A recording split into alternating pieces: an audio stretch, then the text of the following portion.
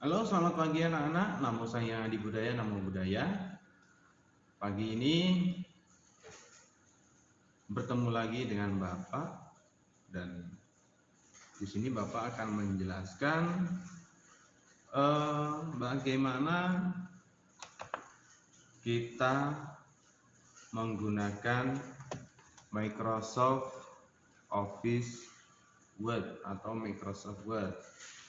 Ya, silahkan kalian buka buku modul yang sudah kalian bawa pulang, with modul starter Microsoft Office. Ya, silahkan buka halaman 2. Di situ ada pertemuan pertama, yaitu jendela kerja Microsoft Word. Nah, bagi yang belum tahu seperti apa jendela kerja Microsoft Word, Bapak akan menampilkan kepada anak-anak seperti apa sih Microsoft Word itu, ya. Nah, di sini Bapak akan menggunakan Microsoft Word 2013. Ya. Di situ tertulis bahwa menu bar dan ikon pada Microsoft Word 2007. Sebenarnya Microsoft Office itu mulai dari 2007 sampai 2019 terakhir ini sama, hanya kontennya saja yang berbeda, ya. Nah, sekarang kita buka blank dokumen. Nah, ini seperti ini tampilannya, ya. Kalian sudah melihat. Jadi seperti ini tampilan dari Microsoft Word, ya. Dimana di sini tetap dipertahankan ada menu bar di sini, ya, ada home, insert, sign, backlight, reference, mailing, review, view, dan ini ada satu buah aplikasi tambahan, yaitu Nitro Pro, dan di sini ada Acrobat untuk membuka PDF. Oke, selanjutnya silahkan buka halaman 3. Di situ ada pada bagian B ada icon bar. Nah, di mana letak icon bar? Kita klik di sini di insert.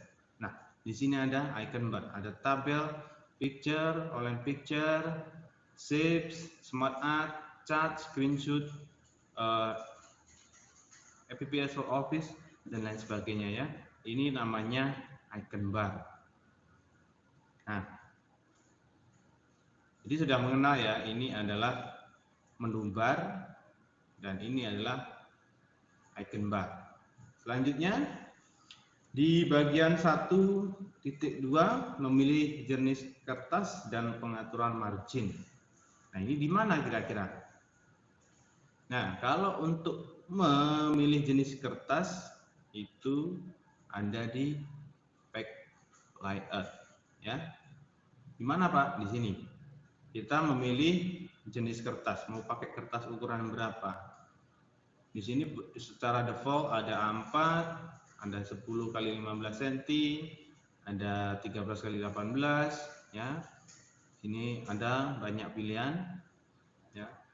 Terserah kalian mau pakai yang mana, tapi biasanya yang dipakai adalah untuk dokumen-dokumen adalah legal, terus letter, lalu ada A4.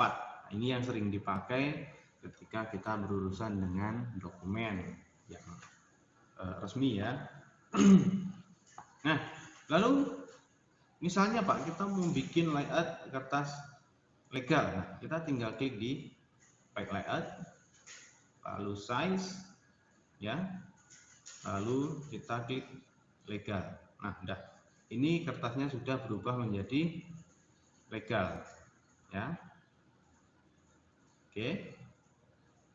Nah, selanjutnya adalah pengaturan margin. Pengaturan margin. Untuk apa sih, Pak, margin itu? Nah, Margin itu untuk ukuran dari sebelah kiri sampai sini. Nah, ini namanya margin. Dari atas sampai sini itu namanya margin. Atau batas atas dan pinggir. Oke? Nah, kita mau mengatur margin bagaimana, Pak? Nah, kita tinggal masuk di sini, margin. Ya. Tuh, ini ada ukuran margin normal, narrow, moderate, wide, mirror, dan Office 2013 default, atau bisa juga kita custom. Gimana caranya, Pak? Nah, caranya begini. Kita buka ini margin, lalu custom margin, lalu di sini ada pack setup, ini sudah secara default di margin. Nah, misalnya kita mau bikin ini, Pak, 3 cm. Jangan lupa senti ini ditulis, karena nanti kalau tidak ditulis senti, dia akan dibaca sebagai inci atau tanda titik 2 atas ini. Ini namanya inci, ya. Lanjut 3 cm. Terus ini 4 cm. Ini 4 cm. Nah, sekarang selesai. Orientasinya kita masih menggunakan potret. Bisa enggak Pak kita ubah landscape dengan marginnya seperti ini? Bisa. Bisa. Nah, sekarang kita klik, kita masih di potret. Nah, klik. Nah, berubah kan? Ini bergeser, ya. Ini tadi sebelah sini. Sekarang sudah bergeser ke sini. Nah, ini untuk apa sebenarnya, Pak? Nah, margin ini digunakan untuk mengatur batas garis pinggir dan atas, bawah, dan kanan kiri ini. Tujuannya untuk apa? Ketika nanti kita mencetak dokumen ini, misalnya Bapak tulis seperti ini.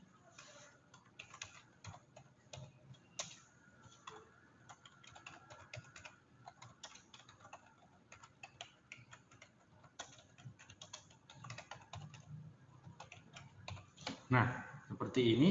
Kalau kita tidak mengatur margin yang sesuai, ketika kita nanti mencetaknya dan kita akan menjilid, maka ini nanti akan terlalu bergeser ke sini dan dia akan tertutup oleh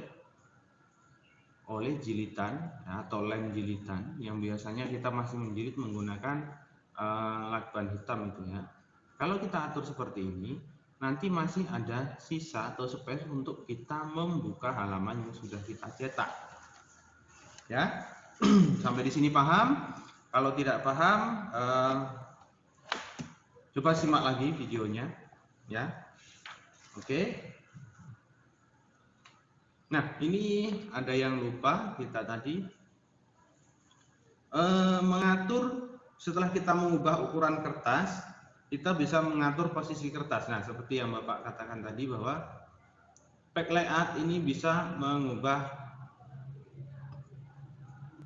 posisi kertas. Misalnya dari potret atau berdiri menjadi landscape. Nah, coba kita klik ya seperti apa perubahannya. Dari potret, dari berdiri dia menjadi tidur. Nah, atau landscape seperti ini. Coba kita klik. Nah, dia akan berada posisi tidur atau memanjang ke samping. Kalau tadi berdiri, dia tinggi. Kita sekarang mengubahnya menjadi landscape dan dia posisinya tidur seperti ini, ya. Nah, dan pada bagian B margin kita sudah mengaturnya. Dan sekarang kita lanjut ke membuat kolom. Ya, membuat kolom. Perhatikan, ya. Misalnya kita mau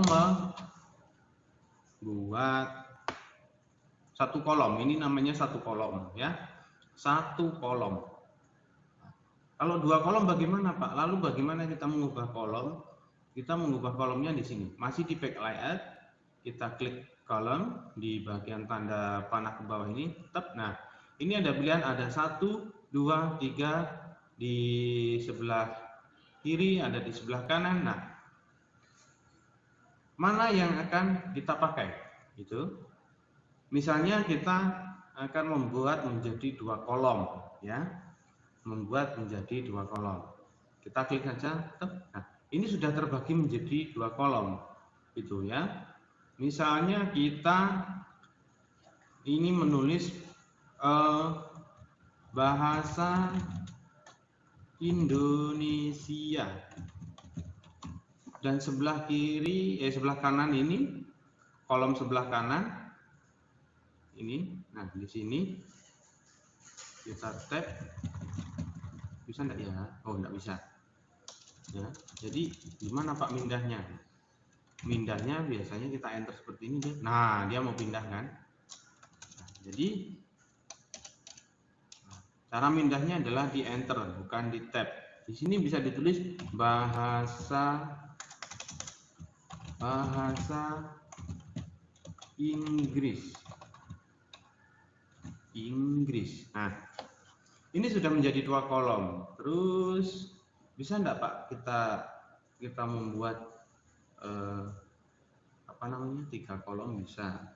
Jadi fungsi 2 kolom ini adalah untuk meneruskan page atau kolom 1 ke kolom 2. Biasanya kalau kita mengetik 1 kolom, dia setelah 1 halaman itu penuh, dia akan membuat halaman baru. Tetapi kalau membuat 2 kolom, maka dia ketika kolom 1 penuh, dia akan pindah ke kolom 2. Itu. Jadi apa tujuan dibuat kolom? Nah, itu tergantung kalian mau dibuat untuk apa, ya. Bisa untuk menuliskan terjemahan, ya. Bahasa Indonesianya burung. Nah, di sini kolom kedua terjemahannya adalah bird, gitu kan. Bisa. Lanjut membuat format teks dan paragraf. Nah, ini di mana Pak posisinya? Nah, kita cari dulu format teks. Ya. Format teks. Kita kembali ke home. Nah, di sini di menu bar home kita menuju ke bagian ini. Ya. Ke bagian ini.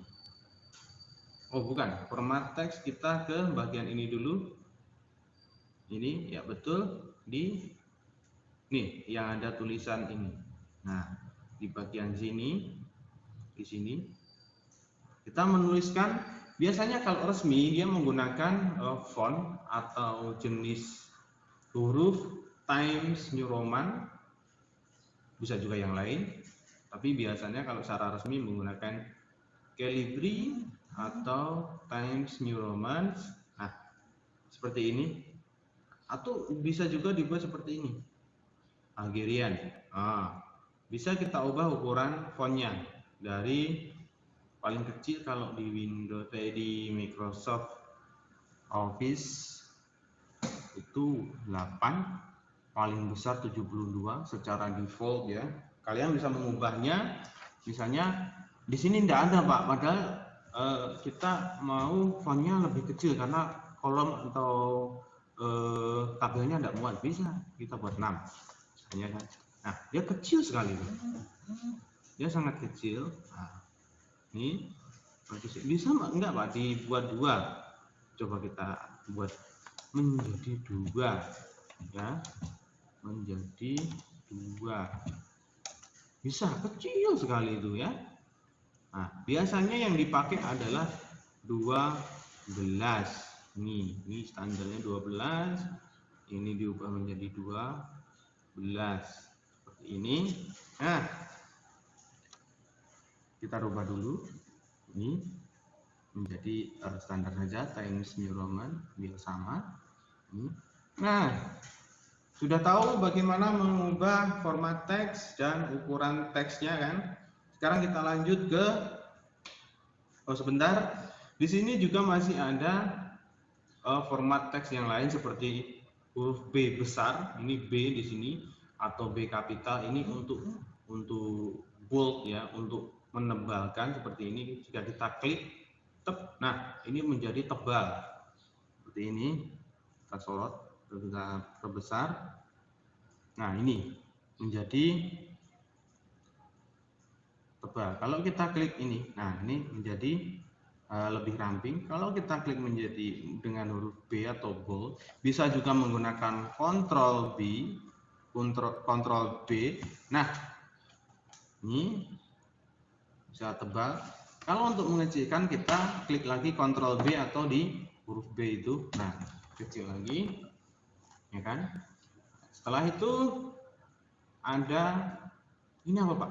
Nah, kalau kita sorot seperti ini akan keluar keterangannya italic atau Ctrl I,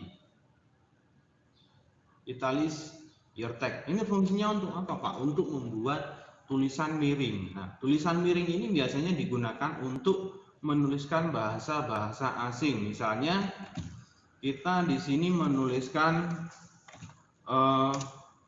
seperti good morning. Good morning. Nah, seperti ini. Kita harus membuat cetak miring. Nah, karena bahasa asing ya, kalau dalam penulisan yang apa namanya, yang resmi, kalau bahasa asing harus ditulis secara italik atau dengan tulisan cetak miring. Itu untuk apa? Untuk mempertegas bahwa oh ini adalah bahasa asing gitu.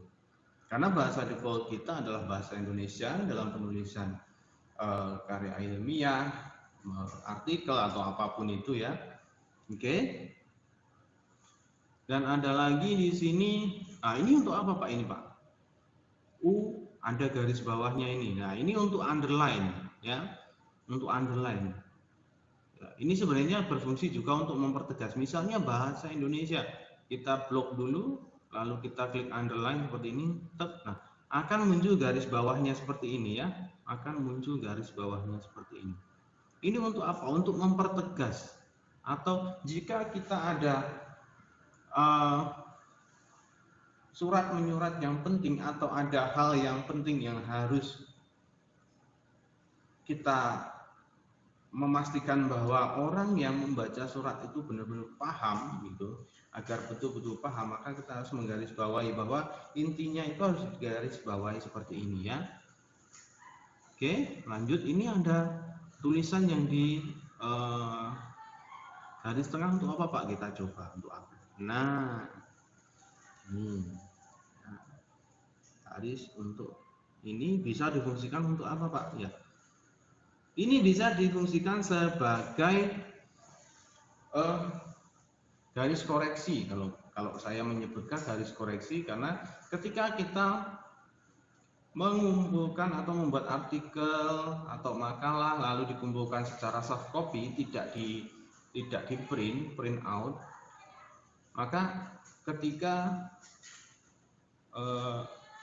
guru yang mau mengoreksi secara digital, maka hanya perlu menggunakan ini saja sebenarnya. Misalnya bahasa Indonesia ini salah, kan? Salah, kita tinggal memblok yang mana yang salah lalu dikoreksi seperti ini. Nah, ini salah gitu. Ini salah. Kenapa salah? Nah, nanti ada penjelasannya gitu kan. Oke. Subscript dan superscript. Ini untuk apa? Untuk menuliskan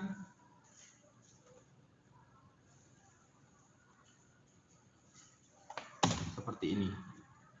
Bahasa H2O itu apa? Air ya. Bentar, kita ulang lagi. H2O. Nah, ini adalah simbol kimia dari air ya. Simbol kimia dari air H2O. Tapi seharusnya H2-nya ini di bawah Pak. Kita mau menuliskannya secara benar. Bagaimana? Nah, kita bisa mengklik subscript ini. Nah, ini baru H2O ya, atau simbol kimia dari air. Jadi ini bisa digunakan untuk menulis simbol-simbol kimia. Oke.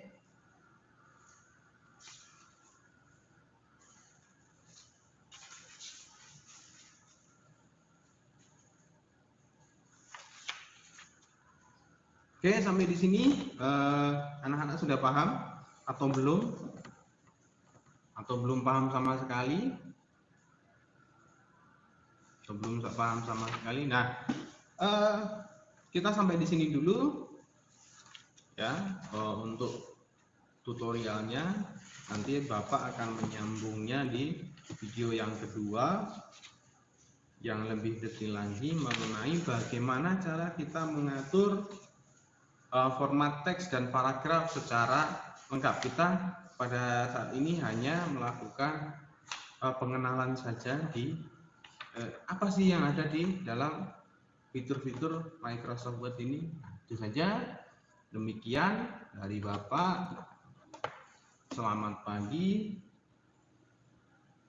dan tetap semangat.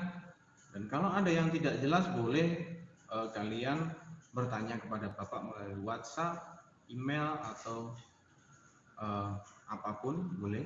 Nah, pada jam kerja tentunya. Kalau sore hari jangan lebih dari jam 4, kalau pagi jangan kurang dari jam 7. Oke. Demikian dari Bapak, selamat pagi, tetap semangat, jaga kesehatan. Jangan lupa menggunakan masker jika mau bepergian, ya. Cuci tangan agar kita terhindar dari yang namanya virus COVID-19 dan penyakit-penyakit yang lainnya. Oke. Demikian, selamat pagi. Namo saya Adi Budaya, Namo Buddhaya. Terima kasih. Namo Buddhaya.